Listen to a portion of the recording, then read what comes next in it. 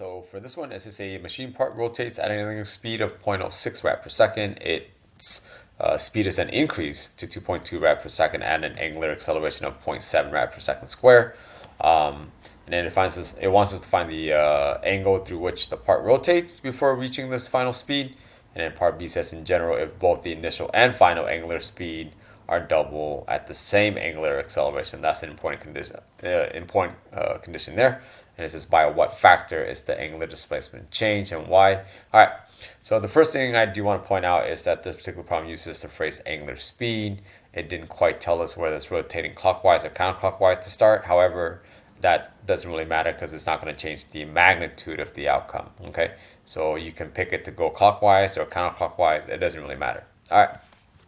The system is speeding up, so your angular velocity and your angular acceleration needs to be in the same direction.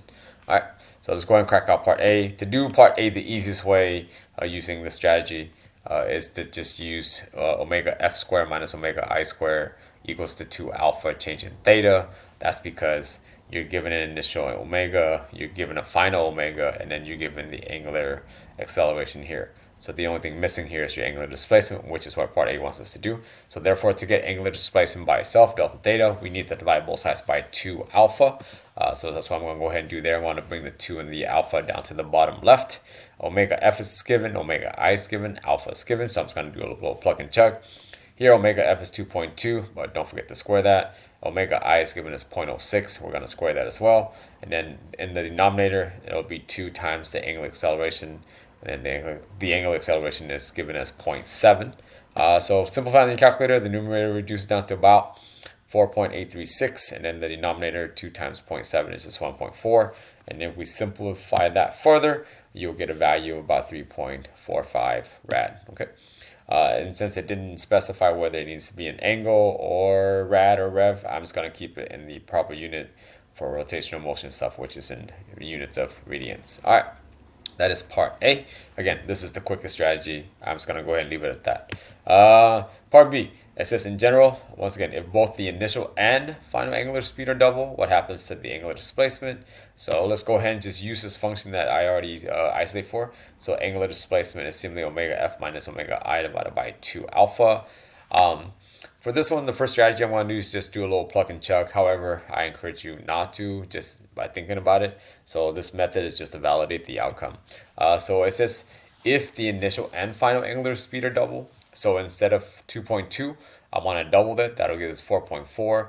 And then the initial speed originally was 0.06. Doubling that will give us 0.12. And if you square the numerator, and then I kept the bottom the same because it says the same angular acceleration. All right, so if you simplify the numerator, you get about 19.346. The denominator stays the same, which is just 1.4. And if you punch in your calculator, you'll get about 13.82 rad. Well, this is the new angular displacement. Well, what's the factor? Well, the factor simply, or the ratio here, is simply the new value, which is 13.82 rad, divided by the original value, which we got, which is 3.45 rad. So the factor here is going to be about 4. So if you double up the initial angular speed and the final angular speed, you'll travel 4 times the angular displacement. Okay. So again, as I said earlier, using values just help validate that the ratio does come out to be about 4. However, the second strategy here that I highly encourage is just to go ahead and think about the function here, and then rather than doing a bunch of calculator work.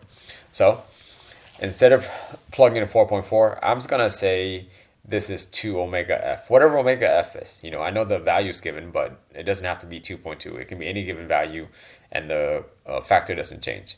So here, I'm just going to put the 2 in parentheses, whatever omega f is, and I want to square that. I put this in parentheses because the whole entire term is being squared.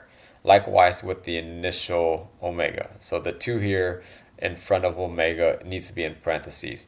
Because what that does is that it tells you need to distribute the exponent 2 to the 2 and the omega f. And likewise on the right side here, the exponent 2 needs to be distributed to 2 and also the omega I. So essentially, if you do your algebra correctly, you'll get 4 omega f squared minus 4 omega I squared. But as you can see here, the top term here has a 4. the right term in the numerator also has a 4. So they share a common factor, which is a 4. So what I can do is I can just factor out this 4. So I can say 4 parentheses omega f squared minus omega I squared equals 2 alpha on the bottom. Once again, alpha stays constant because it said so. All right. Other than that, as you can see, I'm just going to highlight this box. And this box here, if you pay attention earlier to how I derived for angular displacement is simply omega f squared minus omega I squared divided by 2 alpha. Well, what I highlighted here in this yellow box is the same as this original statement.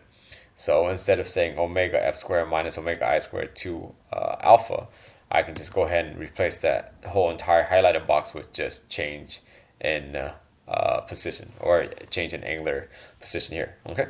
All right. So that would be your angular displacement. And as you can see here, the factor 4 in the front validates our outcome using numbers. Okay. I like the second strategy just because there's less work to be done. So hopefully as you practice, things get a little quicker and better. All right. Stay nerdy. Don't be back.